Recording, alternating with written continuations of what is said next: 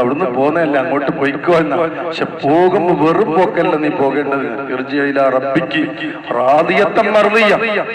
എന്നെ തൃപ്തിപ്പെട്ട് പൂർണ്ണമായും അംഗീകരിച്ചിട്ടുണ്ട്. അതുകൊണ്ട് എനിക്കൊരു പ്രത്യേകമായ സർട്ടിഫിക്കറ്റും കൂടി തരും. വദ്ഖുലി ഫീ ഇബാദി, എന്റെ അടിമകളുടെ കൂട്ടത്തിൽ നീ പ്രവേശിച്ചു. എന്നിട്ട് വദ്ഖുലി ജന്നത്തി, എന്റെ അടിമകളെ കൂട്ടത്ത് ഒറ്റക്ക് പോകണ്ട, ഒറ്റക്കുള്ള പരിപാടി എനിക്കില്ല. ഇനി സംഘമായി ജുനൂദായിട്ട് പൊയ്ക്കോന്ന്.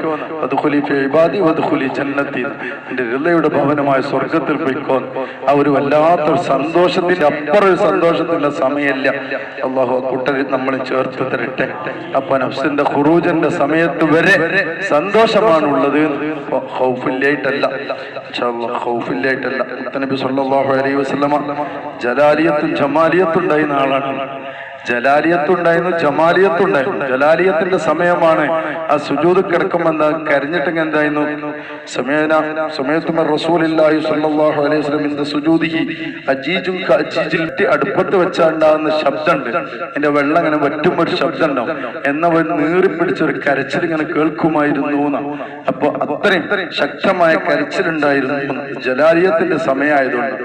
ജമാലിയത്ത് അങ്ങോട്ട് വന്നാൽ ഇങ്ങനെ ഹദീസിൽ ഇങ്ങനെ കാണാം, ഒരു വീട്ടിൽ കടന്നു, അവിടുന്ന് എല്ലാ കാര്യങ്ങളും കഴിഞ്ഞ് കുളിച്ചു അടുത്തോടത്ത് പോയി. അങ്ങനെ കൂടെ ഉണ്ടായ സ്വാഭാവികം വെച്ച് എല്ലാം കൂടെ കഴിഞ്ഞിട്ട് ഒന്നിച്ച് കുളിച്ചാൽ പോരെ. അല്ല, ഓരോന്നിനും കുളിക്കൽ പ്രത്യേകമായിട്ട് ആദാബിൽപ്പെട്ടതാണ്. അത് ജമാലിയത്തിന്റെ സന്ദർഭമായിരുന്നു. ജമാലിയത്താണെങ്കിൽ പിന്നെന്താവില്ല, ഒന്നും പിടിച്ചാൽ കിട്ടൂല. അങ്ങനെയാണ് അതിന്റെ സന്ദർഭം. കുറെ പറയേണ്ട, കുറച്ചൊന്നും വന്നാൽ മനസ്സിലാവണ വിഷയമല്ല. അപ്പൊ ജമാലിയത്തുണ്ട് ജലാലിയത്തുണ്ട് എന്നർത്ഥം. ജമാലിയത്ത് നമുക്ക് ഫുള്ള് ജമാലിയത്ത് മാത്രം ഉണ്ടോ എന്നൊരു പേടിയാണ്. ജലാലിയത്ത് പറ്റ പോകും. നിസ്കരിക്കുമ്പോഴാണെങ്കിൽ പഴയതൊക്കെ ഓർമ്മ വരുന്ന സിസ്റ്റം ഉണ്ടാവും. അങ്ങനെയല്ല. അല്ലാഹു തആല ഉശാറമായി തരട്ടെ.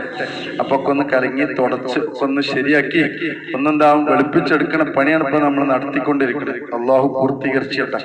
നമ്മളിപ്പോ ചെയ്താൽ ശരിയാവുമോ എന്നാ ആയിക്കൊള്ളുന്നില്ല. നമ്മളെ പണിയെടുക്കുക. നമ്മളിങ്ങനെ ചെയ്തുകൊണ്ടിരിക്കുക. അപ്പൊ അതിന്റെ യഥാർത്ഥ പായില് അള്ളാഹു ആണ്. അള്ളാഹു അത് പൂർത്തീകരിച്ചു തരും. അള്ളാഹു പൂർത്തീകരിച്ചിട്ട് എന്നാൽ